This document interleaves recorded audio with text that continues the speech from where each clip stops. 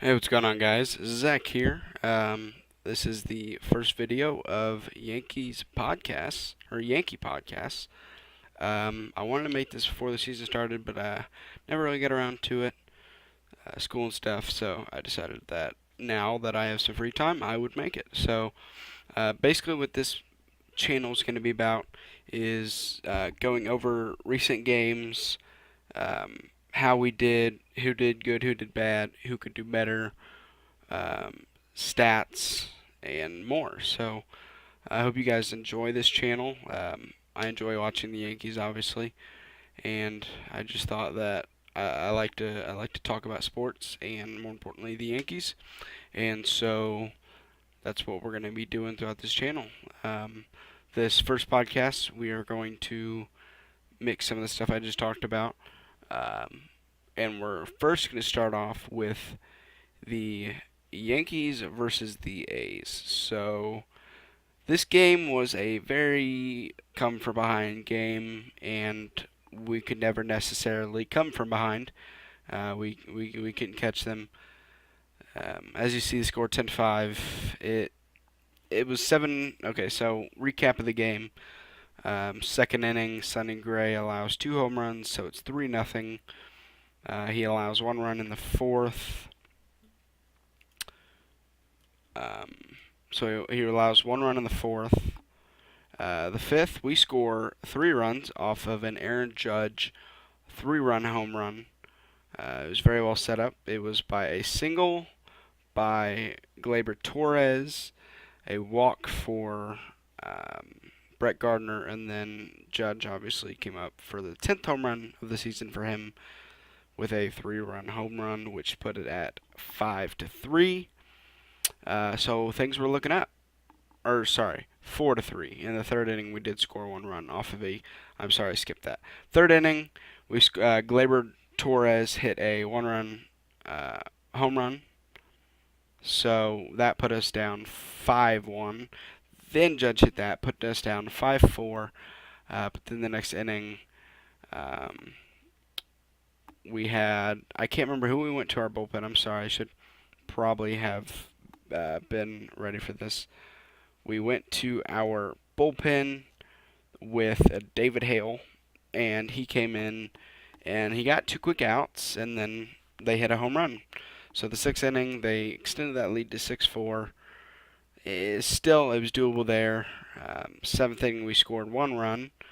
That was a very frustrating inning because we had bases loaded, 1 out. The first thing that ticks me off about this is we had first and second, and we had Gleyber Torres sacrifice bunt to put people on second and third. I don't remember who exactly was on base, but we had second and third after that 1 out. I don't agree with that. I know there's a possibility of a ground ball to get a double play for them, but you've almost just got to take your chance there because what ended up happening is Aaron Judge got walked. Or no, I'm sorry, I don't know where I got the name. Brett Gardner got walked, and then Aaron Judge got walked, and that scored 1 run. And then we got two. They got 2 outs on us, and that was that. So I believe if we didn't sacrifice bunt with Gleyber Torres, we could have done much more that inning. We could have taken the lead possibly, but instead we scored 1 run, and it was a 6-5 game. And then going to the eighth, they unfortunately hit another home run, which makes it 7-5, and that's where it dwindles down. You go into the ninth inning, they score 3 on the top, and they close us out with a double play in the bottom of the ninth, which is your resulting score of 10-5. They had 14 hits, 1 error. We had 5 runs, 7 hits, and 0 errors. So overall, this game was frustrating. Brett Gardner played good. He walked 3 times, had 1 hit, 1 run. Aaron Judge, it was a good game from him, RBI wise and home run wise, but he was only 1 for 4, 1 walk, 1 run, 1 hit, 4 RBIs, Didi Gregorius, he's been struggling. He's over his last 27 at bats. He was 0 runs, 0 hits, 0 walks, and 0 RBIs. Uh, Giancarlo, yeah, Stanton, he played not a very good game. He broke his bat 2 times. He had three infield or three ground balls in the infield. He was able to get 1 hit, 0 runs, 0 walks, and 0 RBIs. Aaron Hicks, silent night from him, 0 hits, 4 at bats, 0 runs. You know the story. Neil Walker, pretty silent night as well with Stanton, 1 hit at 4 at bats. Um, and then you had Miguel Andujar, who had a pretty good game, 1 hit, 4 at bats, 2 runs, 0 walks. You had Austin Romine, who had a single. I remember that. 1 hit, 3 at bats. Not great, but Gary Sanchez, he went into pitch hit for Austin Romine in the eighth. So he had 0 hits at 1 at bat. And then you had Gleyber Torres, who had a pretty good game with 1 home run, 1 hit at 3 at bats. Pitching was the death of us today. You had 5 innings from Sonny Gray, 9 hits, which isn't. I mean, it's not good, obviously, but if you're not allowing runs, that can be decent. But 9 hits, 5 ERA or ER, 3 walks and 2 strikeouts. We had 5 combined strikeouts out of 3 pitchers. David Hale came in 3 innings, 4 hits, 2 runs, both off home runs, I believe, and 2 strikeouts, 0 walks, which is, I guess, that was the only bright spot pitching. David Robertson came into the ninth, 1 inning pitch, 1 hit, three three ER or runs allowed, 2 walks and 1 strikeout. This has been, I would say, the main focus of what we need to fix this season. Is our pitching is not great. Luis Severino is obviously awesome at what he does, but Tanaka, I don't know. I'm pretty bad at saying his first name, so I'm just gonna say Tanaka. Um, he allows too many home runs. We could definitely have better than him. CC Sabathia, he's pretty good. He's learned how to switch from a hard ball thrower to a slower thrower, but he gets softer hits. Exit velocity off of his pitches is the lowest in the MLB.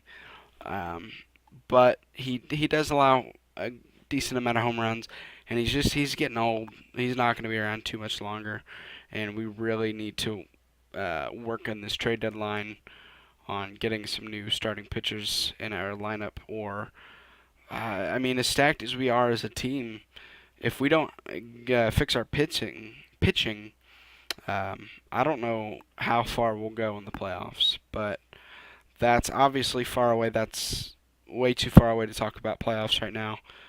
But it's honestly disappointing. Um, I mean, we'll look at the Athletics here. I mean, 2 hits for Marcus Semien. He had 6 at-bats, 4 RBIs, 1 run. Matt Joyce, 1 run, 2 hits at 5 bats, 1 RBI. Jed Lowry, 3 hits. I'm pretty sure he had a home run in there. 2 RBIs out of 6 at-bats, 1 run. Just honestly disappointing. I mean, all of their players, not one didn't have a hit. 5 of their players had RBIs. Their pitching was pretty good. Kendall Graveman, 6 innings, only 3 hits, 1 run allowed. But we have played against good pitching. We've faced Justin Verlander. Obviously, he only allowed 1 hit, but you push. That's when our defense comes into play, because you look back at when we faced the Astros, where Justin Verlander allowed one hit, but we kept it 0-0 until Gary Sanchez hits a 3-run home run. So it's just, that's the point, is the pitching. If our pitching is good, our bats can be silent and still win a game late in the game. Um, it's just, it's, and I can't be the only one who's a little bit irritated by how Boone uses the bullpen. He leaves guys in too long. He puts in people who are 1 inning pitchers and plays them for 2 innings. And it's just, it's a little bit disappointing. Obviously, we just went on that 17-2 run, so to lose a couple games isn't too bad right now. But we've definitely got to pick up a win next game. Tomorrow, or technically today, at 1:05 p.m. Eastern in New York, obviously. Let's look at the schedule here. We'll look through May. So the next 2 games will be in New York against Athletics. Today, Saturday, and tomorrow, Sunday, both at 1:05. We then take a day off on Monday. Tuesday, we travel to the capital to face the Washington Nationals. They've been pretty good. We cannot take them lightly. They've been playing good baseball. That's Tuesday, 7:05 p.m., and Wednesday, 7:05 p.m. Eastern. This is all Eastern. We then go on for a 3-game series against the Kansas City Royals. That we can't underestimate Kansas City. Obviously, they're not a good team, but with all bad teams, a dog has their day. You cannot take off, or you cannot take days off against teams like that. So that's going to be. I expect us to win that series, obviously, but we cannot take them lightly. The next 3 game, we have another 3-game series after that against the Texas Rangers. That that series right now for me is half and half. The Rangers played pretty good against the Red Sox, although they lost the series 3-1. But they played very good against them. Just lost late in the games. So I'm interested in that series, honestly. Then we've come back home. That was a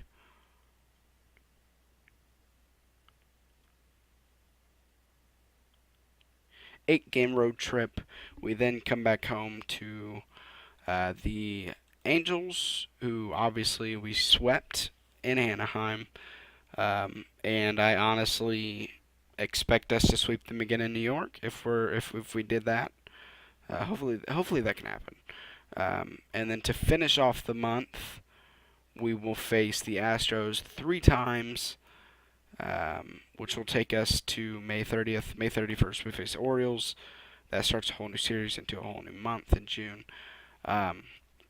So honestly, with this schedule, I feel like there's a good amount of teams in the schedule that we should beat, but can easily be beaten by, especially with our pitching.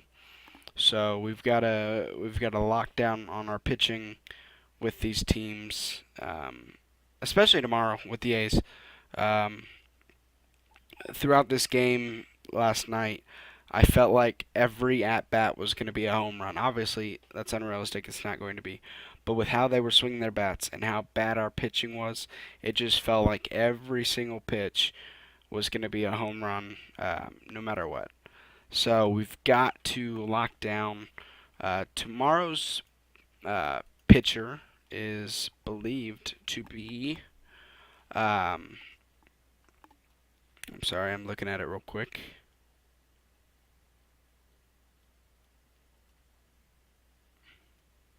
I'm sorry, I'm checking it out real quick.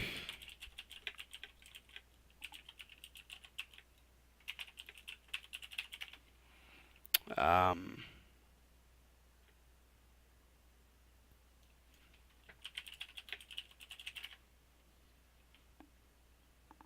Okay.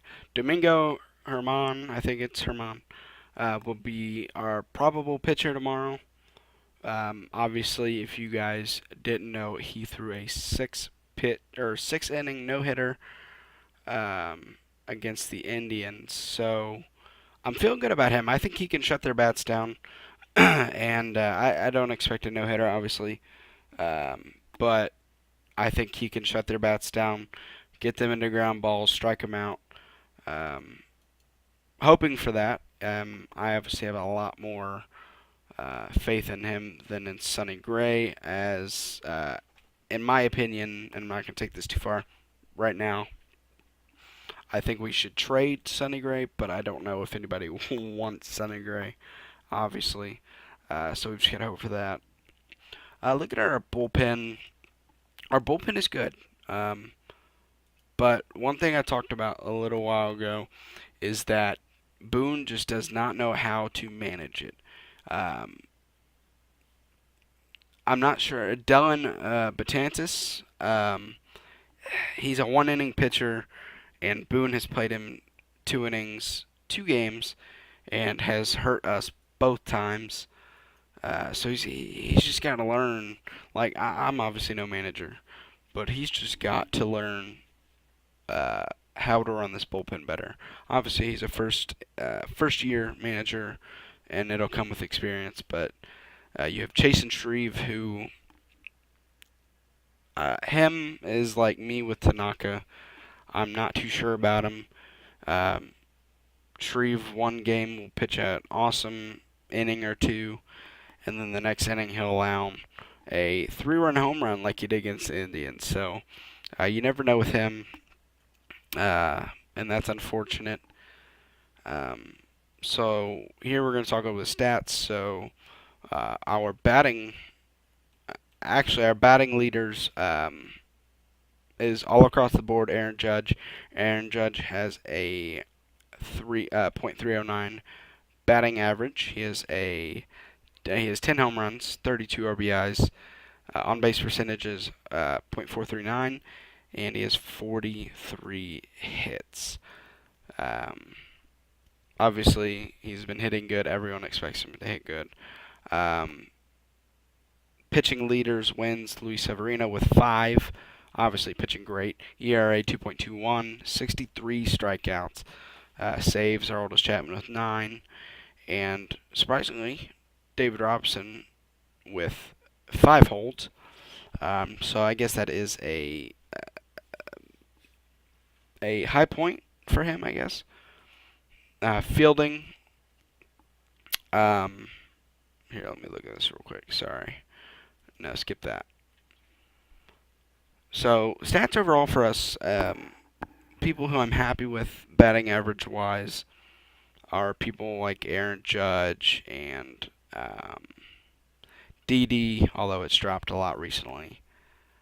Um, Obviously, you can't really talk about Gleyber Torres and Miguel Andujar yet because their batting percentage are high, but when they came in, they were hot, and obviously, eventually, they're going to slow down. But Gleyber Torres with a .344, and you have Miguel Andujar with a .286, so that's good. People who I'm underwhelmed with are people like Brett Gardner with a .212 batting average. His on-base percentage is .340, so that's like him because he gets walked. But his batting average is underwhelming. It could be better, and I believe we will see it get better. It's been better recently, and we'll just have to wait and see. Gary Sanchez, very, very, very underwhelming with a .200 batting average. Um, Honestly, he started off slow, then got hot, and then got slow again. So it's on and off with him right now. He's going to have to become more um, consistent. Neil Walker, he's been really good for us when we needed him. His batting average is okay. It's down there with .200 with Gary, so it's not great. But situational hitting, He's been very good. He got that leadoff double to help us come back in the Red Sox in that eighth inning. Um, I believe it was that game. But obviously his batting average isn't great.